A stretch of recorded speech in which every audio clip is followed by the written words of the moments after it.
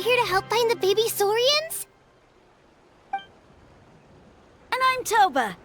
You must be the helpers that we've been waiting for. It's nice to meet you too, but we're just passing through. Oh, but Uncle Sanka said he was gonna send some of his friends over to help us. You sure he didn't mean you? Yeah, sorry. Whatever this is about, it sounds like you've got the wrong end of the stick. Wrong end of the stick? Darn it! We've been tricked, Hoonie. I should have known that Glasses Guy was a con artist. What are we supposed to do about the baby Saurians now? Time's running out. It's okay, Hoonie. Don't worry. Why don't you tell us what happened with these baby Saurians, huh? There's been a lot of unrest in the tribe lately, and my dad's Saurian got injured. Her name's Nana, and she has 3 little babies. After what happened to Nana, her babies were so scared that they ran off and hid. I'm really worried about them, so I decided to go look for them. If Nana is your dad's Saurian, why isn't he the one looking for them? My dad's one of the elders, so he's busy getting ready for Turnfire night. It's a really important ceremony, more important than this, anyway. I'm not supposed to be out here either, but I snuck out without telling him. I didn't think it would take very long, but then that guy we ran into made us tell him loads of stories, and it wasted so much time. Yeah, he was so selfish. He doesn't have a heart. It's all right. Don't let him get to you. We're here now and we'll help you because we care a lot, don't we, Traveler? They should be. I already managed to find their tracks, and it seems like they're hiding on the cliff. Really? Wow! Thank you so much, Miss Traveler and Miss Paimon. Awesome. You gotta be careful out on the cliffs, though. They're really steep. Even grown-ups have trouble climbing them.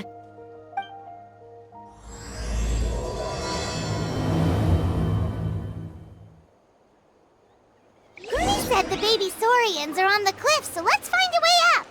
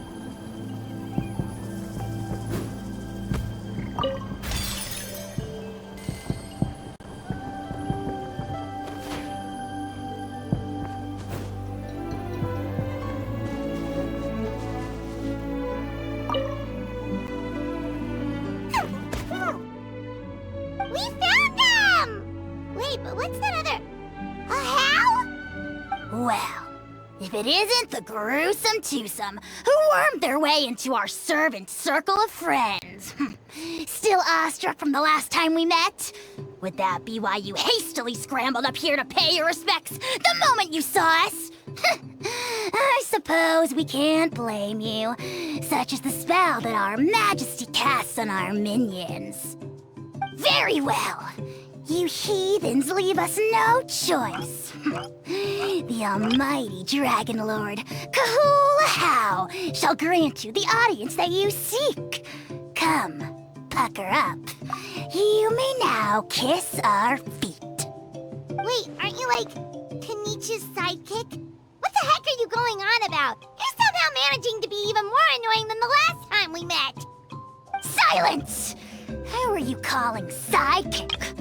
We are the Dragon Supreme, sovereign ruler of the Nation of Flame.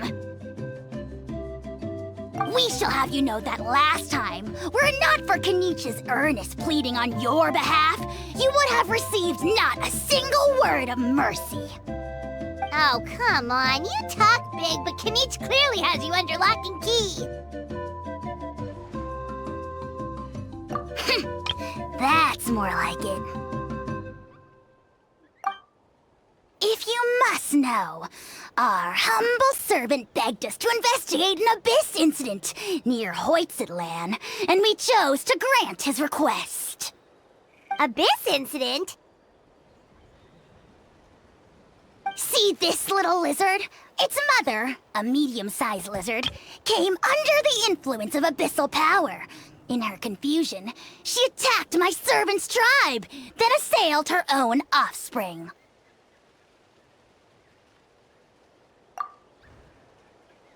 Yikes. So how is she doing now?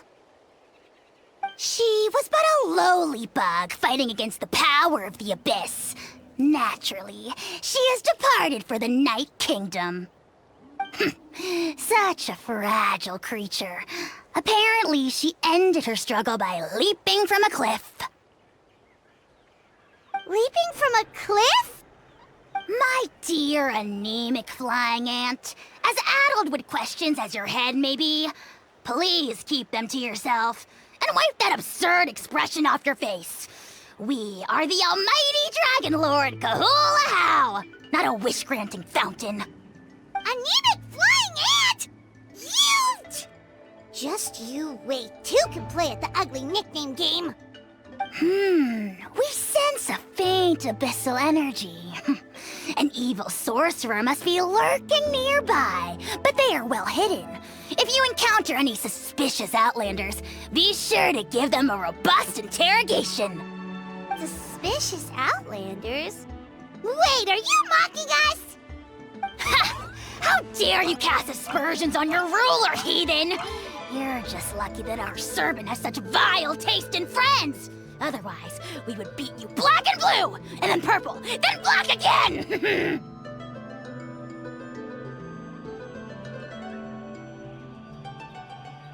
If you're not here to kiss my feet, then get out of my sight.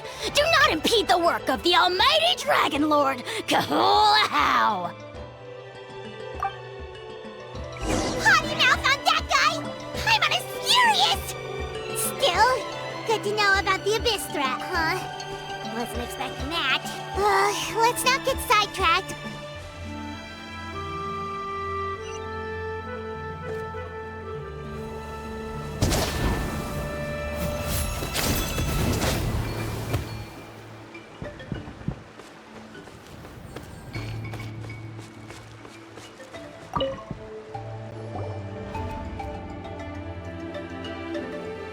Wow, you're back already? That was so fast. I'm so glad that the babies are all right. Thank you both so much. Now we can finally go home and stop worrying about them. You're welcome. Piece of cake. You're not from Natlan, right? Because your clothes look different than ours. Hey, you must be tired after all that climbing. You should come take a rest at my house. Yeah, please come. I promise you'll get a big Scions at the Canopy welcome. We love having guests, and you're really nice people. Not like... By the sound of it, Glasses guy wasn't from Natlan either. Uh-huh. Well, his clothes sure weren't. You know what? Now that I think about it, there was something really fishy about him. Really? Maybe he was the suspicious outlander that Ahau mentioned. Sure, if you're interested. Oh, let me think. How did the conversation go again? Oh, please, mister. I've told you so many stories already. When are you gonna help me find the baby Saurians? Just one more story. One more, I swear. Why don't you tell me more about that ball of fire? I heard that there was a huge transparent ball of fire that used to burn 500 years ago, 1,000 years ago, maybe even further back than that. Oh, you mean Turnfire. That's where the ancient name Mollypo comes from. Oh, wow. So it was the origin of an ancient name. That's impressive. There's a story behind every ancient name. The legend goes that the Turnfire first appeared in the era of the Grand Alliance. It was used by the tyrant Khan to rule over Natlan and oppress anyone who opposed him. Turnfire is different from normal fire. If you get set on fire with it, you'll feel horrible burning pain from behind you, but you won't die from it right away. And whatever you do, you mustn't turn back to look at it. Why? What happens if you turn back? As soon as you turn around, poof! You get burned to a crisp. Well, good golly gee. I mean, it's one thing to singe someone's clothes, but burning people alive? That is a big no-no in my book. Right? How nasty is it to burn someone from behind and not even let them turn around to look? Khan really was an evil tyrant. Yes, shocking behavior. Now, let me guess. Eventually, a valiant hero came to save the day? That's usually how these stories go. Good guess, Uncle Glasses. Seems like you really know your stuff. The hero was called Yupanqui. He's the ancestor of our tribe. Yupanqui was friends with Khan the tyrant, and also Yupanqui, the first Pyro Archon. He was working as an ordnance officer for the Grand Alliance at the time. He didn't like how Khan was such a cruel tyrant, so he stole the Turnfire and threw it at the Khan's army. The soldiers couldn't defend against it, and they all got turned to ash. And that's how our ancestors set our people free. But just as he was about to leave the city, he thought he heard Khan calling out to him from behind. It caught him off guard, and he turned around to look. But Khan wasn't there. All he saw was a city burned black, an army in ruins, and giant flames reaching up into the sky. A split second later, the flames he saw burst out from inside his eyes and swallowed him up. All it took was a single glance. As soon as he looked back, he was burned to a crisp. The question is, was this the price he paid for stealing the Turnfire, or the price of turning back? Nobody knows the answer. But the fire that consumed Yupanqui burned more fiercely than any other. It burned for 100 days until it burned a hole right through the ley lines. And then, the flame dropped into the deathly dark Night Kingdom, where it still burns to this day. The grown-ups say that it lights up the path that leads to the next life. But for the dead to be reborn, they have to accept the flames and be purified by the fire first. It's like a final look back at your life, where you have to answer for everything you did. Anyway, that's the story of Yupanqui's Turnfire. Ah, a fine parable indeed. So, is it true? Is it really possible to find this fire in the Night Kingdom? I don't know. I think it's just a story. Either way, I assume this name has been passed down in your tribe ever since? Sure has. It went to Burkina, the hero that we celebrate on Turnfire night. But that was 500 years ago. Yeah, and now it belongs to Kinich. So we often call him Malipo Kinich. Kinich, huh? All right, Uncle Glasses, that's enough stories. Now, can you please go find the baby Saurians for us like you promised? I would, but doesn't the legend of the Turnfire teach us not to look back? Let's not go dredging up the past. Tell me more about this Kinich guy. One more story, I swear. Starting now. No? Careful, Toba. You look dangerously close to cursing me out right now. Tut tut, we can't have that. Cursing is for grown-ups only. Uncle, you'd better not be trying to trick us, or the Turnfire will get you when you die. How would it get me if I'm outside of Natlan? Uncle Glasses isn't from here, you know. Unlike you. Huh? Wait, is that?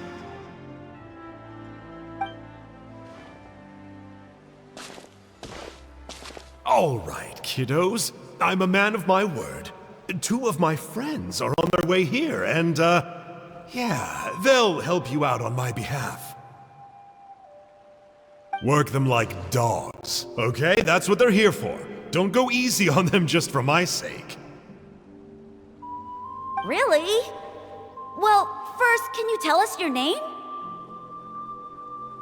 We met at the foot of this cliff, so beneath the peaks, let's go with Sanka. Seriously? If you don't believe me, turn around and see for yourselves. They're right behind you. Huh? Where? Oh, wait! Uncle Sanka, where did you go? Yeah, definitely a fishy character. It sounds like he was digging for info about the ancient names. Yeah, and not only that, but he betrayed us too. He'll pay for this. All he got out of us was some stories, though. What's the worst that could happen? Traveler, maybe we should go tell Kinich about this. Ahau says he's investigating it, but he's a bit of a loose cannon. We probably shouldn't take him at his word. Huh? You know Kinich? Not very well, but we have met him before, and one time we had a meal together. Aw, man, I'm so jealous. I never even spoken to him. He's so cool. He's the Saurian hunter, and he has a really awesome ancient name. Me neither. I don't think my dad really likes him, though. He always tells me to stay away from him. Probably because of that little creep he always hangs out with. He's nasty, and he's so full of himself. Oh, the creep who calls himself Kahul Ahau? Yeah, we've had the pleasure of meeting him too. He sure loves pushing people's buttons. Exactly. I don't know why Kinich partnered up with him. Why didn't he pick me instead? Uh-oh. Huni, look how late it is. We've been out way too long. We better get home now or we'll get yelled at. Oh, yikes. You're right. Okay, well, this path here leads to our settlement. If you decide to visit, remember to come to my house. If there's anything you need, my dad can help get it for you. Hope to see you soon. We gotta run. Bye for now.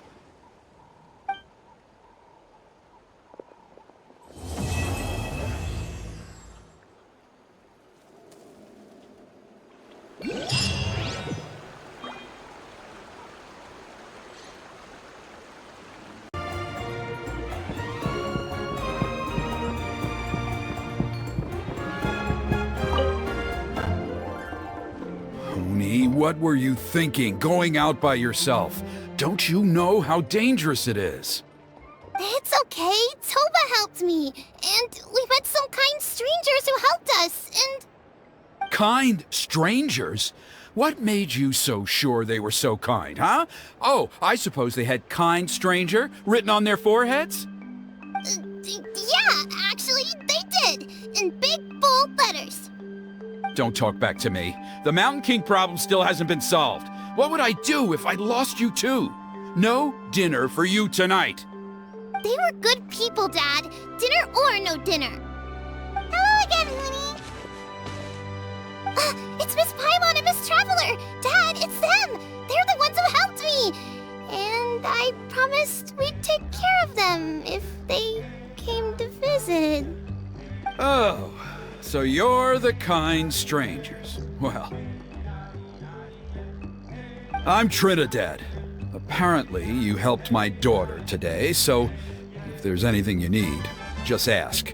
As an elder of the Scions of the Canopy, I've got some influence around here. Now, I trust that you're sensible people who know better than to take advantage of their host's generosity.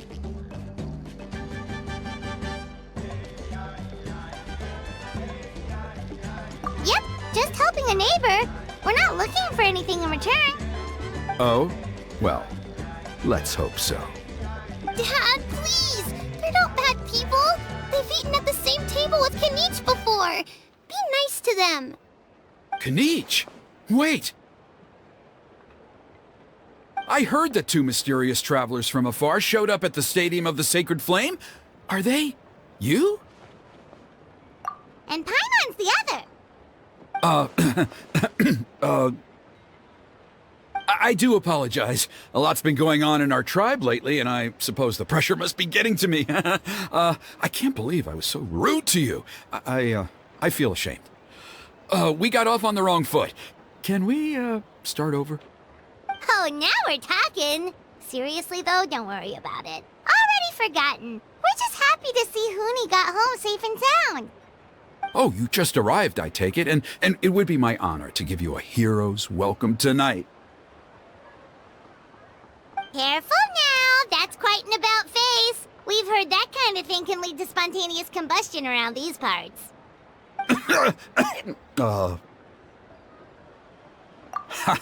My dear traveler, you are very perceptive indeed. Go inside now, Hoonie.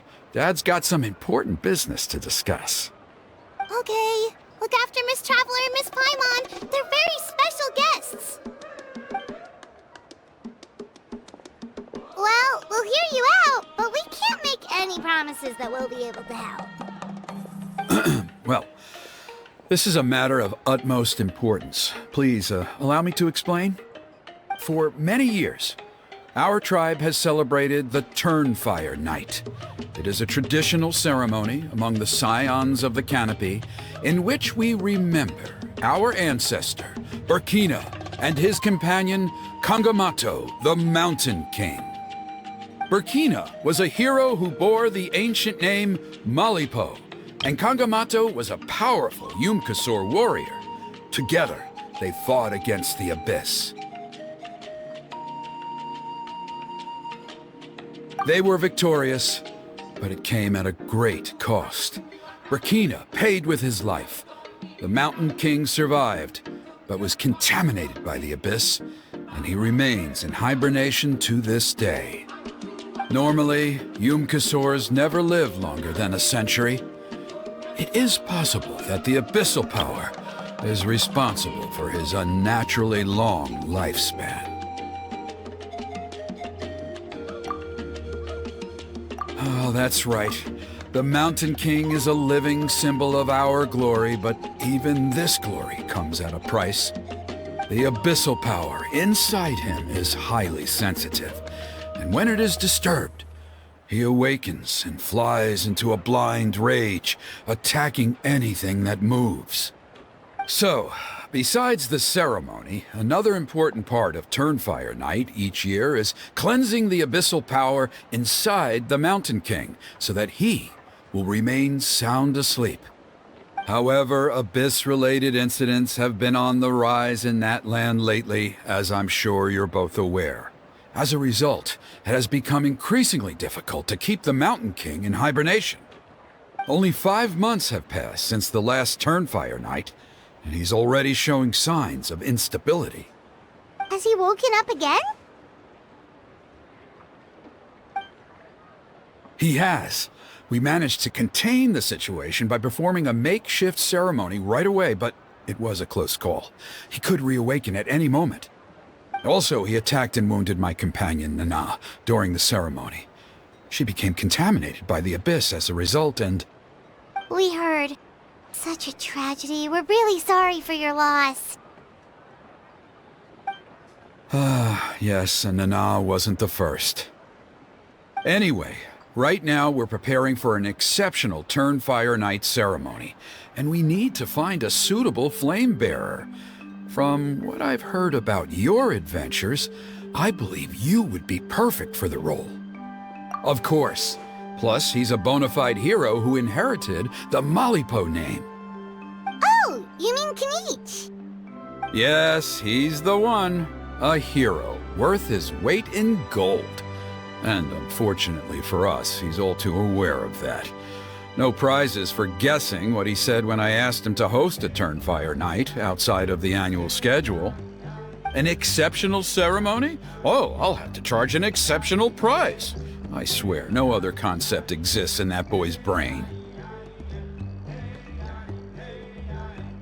I'm not the one to usually talk about people behind their backs, but I'm convinced the Wyab got hit on the head and took a wrong turn the day it chose to give that ancient name to him. I mean, have you ever heard of a hero whose mantra is, "What's your asking price?" Oh, and don't get me started on that insufferable Ahau he hangs around with. Thinks he's God's gift to mankind. Pompous fool. Yeah, Paimon has to agree on that last part. Anyway, the fact is, the ceremony can just as easily be done without him as long as we can find someone else. And besides, you two seem like much better candidates. So, what do you think? Wonderful! I can't thank you enough. Huni was right about you. You have kindness in your hearts. Come with me to the other side of the mountain. I'll bring you up to speed on each step of the ceremony. Less experienced warriors, I'm sure you'll pick it up in no time.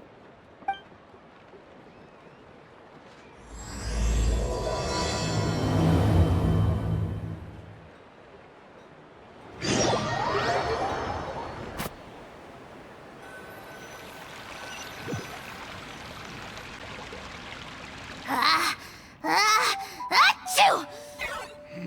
Curses! Who dares insult the great Kahul Ahau behind his back?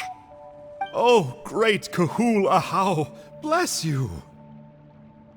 Shut your filthy mouth, worm of the abyss! Your putrid words defile the air we breathe. You make the almighty Dragon Lord, Kahul Ahau, sick to the stomach! Speaking as a member of the Abyss Order, that's music to my ears. Exactly the kind of reaction we're going for. But on a personal level, I gotta say, it's pretty hurtful. Ugh, never have we heard such brazen blustering from someone who is inches from death! Up yours, Four Eyes! We spit in your face! Okay, well, that I am at a loss to explain. How do I manage to stay so chirpy and cheerful? I can only guess it's some kind of powerful magic. But I digress. Mr. Kinich, I admit it, you, sir, are a legendary hunter. Still, the only reason you caught me is that I was reluctant to run away. You see, I'm very interested in the lore of your tribe. Okay. Is that it? Kay? Aren't you intrigued to know what it is about you guys that prompted a visit from the Abyss? It's the extreme sports! The other day, I narrowly avoided getting hit by a very brave soul who just leaped off a cliff. I think you call it bungee jumping? Anyway, I was very impressed. That is what I call embracing the spirit of adventure. Look, I even did a painting inspired by the bravery and freedom of the Scions of the Canopy. You scum! thumb-sucking swine! I swear, if you go bungee jumping, it'll be without a rope!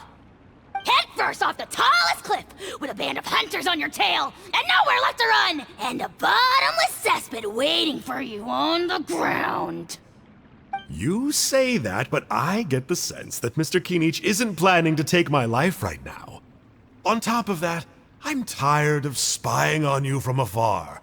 So why don't we just negotiate a comfortable operating distance that works for both of us? I've heard that the most important thing in human relationships is to respect each other's boundaries. What do you say, Mr. Kinich? Or you could tell me what it is you're really after. What? And then I'll name my price.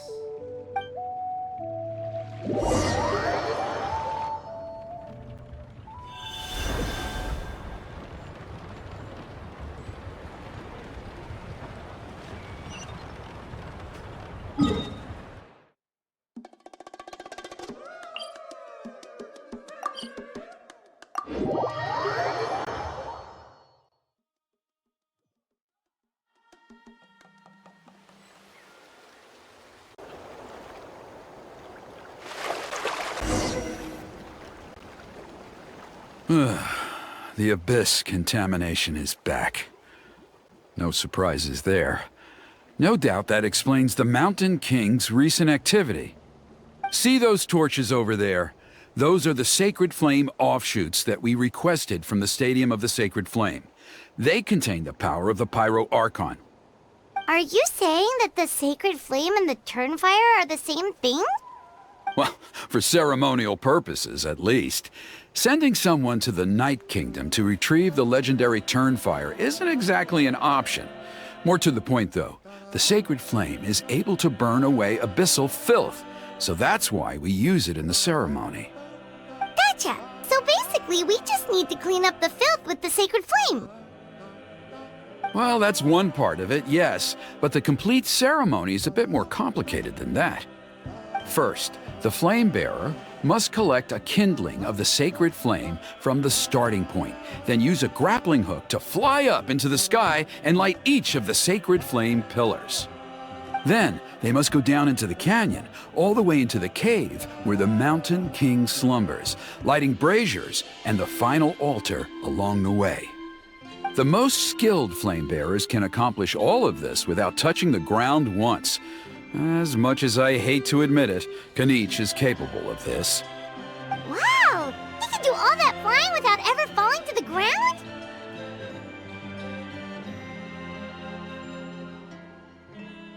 Well, of course Paimon can. It'd be much harder for you guys. Well, don't worry. It's not a requirement of the ceremony. You're allowed to touch the ground. The only thing you're not allowed to do is turn back. The flame bearer must always keep moving forward. You can't skip a pillar, then come back to it after lighting the next one. To do so would be to disrespect our ancestors. So, what actually happens if you do turn back? Surely the fires don't just go out. If you're not careful, you might get burned. What about today then? Does the same rule apply? Oh no, don't worry. Today is just a practice. The order doesn't matter. You just need to take the sacred flame, cleanse the filth, then go light all the braziers. Are you ready?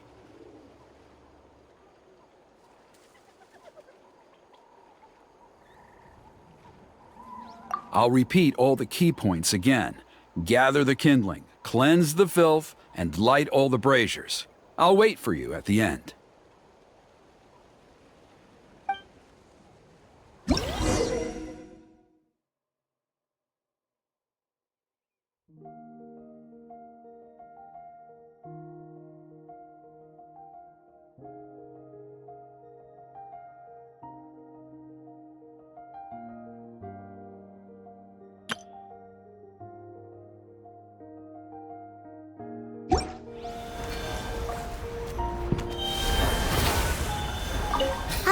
Let's use this kindling to complete our mission.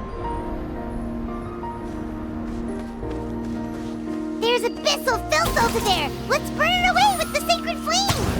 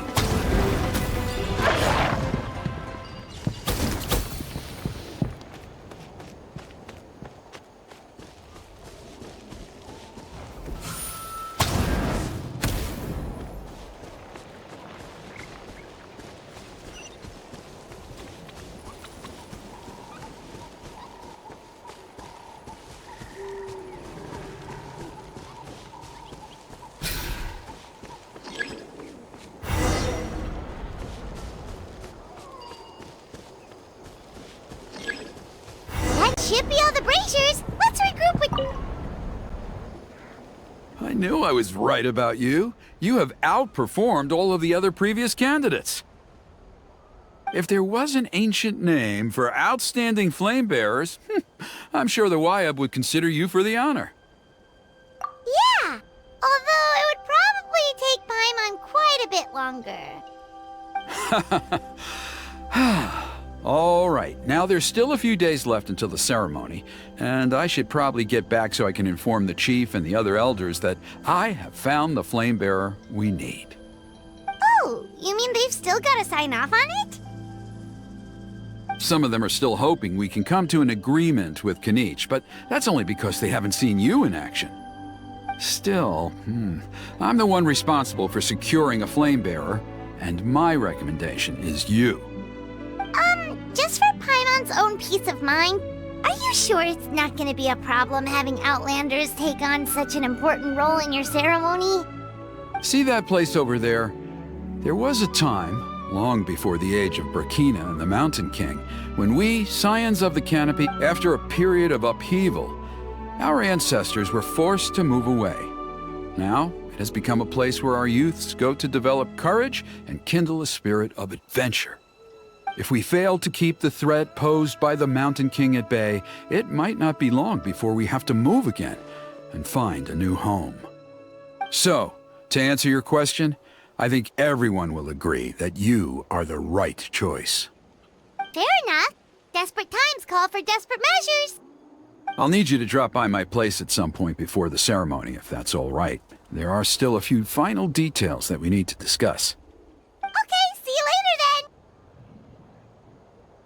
You have my gratitude.